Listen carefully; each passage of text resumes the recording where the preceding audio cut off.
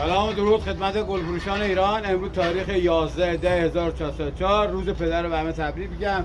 دوستان ما قیمت شیپوری رو بالا نبردیم. بهترین شیپوری ایران قیمت 1,500. این شیپوری بلند قوی 1,500. این شیپوری هم داریم 1 تومن. آقا اینم به خاطر روز پدر تخفیف دادیم. آقا 1 تومن. ما گرون نکردیم. بهترین آلستر ایران داریم با کیفیت خوب. آقا قوی ترین آلستر ایران با کیفیت ترین آلستر ایران. نگاه کن دسته 200,000 تومان.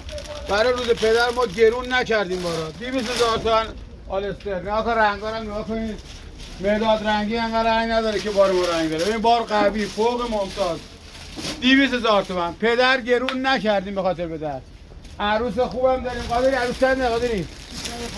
عروس هم به این حد بار 350 تومان. بهترین عروس ایران 350 تومان. اوکال هم داریم. بهترین اوکال هم ما داریم اینجا. نه اوکال پر عالی. چند قادری اوکال؟ 350. اوکال هم 350 تومان. بهترین اوکال هم 350 تومان. چند نرگس؟ نرگس هم 250 داریم تا 600,000 تومان. دوستان برای روز پدر شیپوری 1,500 تا 1 تومن. گرون نخر. آلستر فوق ممتازم 200,000 تومان. دوستان روز پدر بر همه مبارک باشه. پدرها بازارم تعطیل شد روز پدر.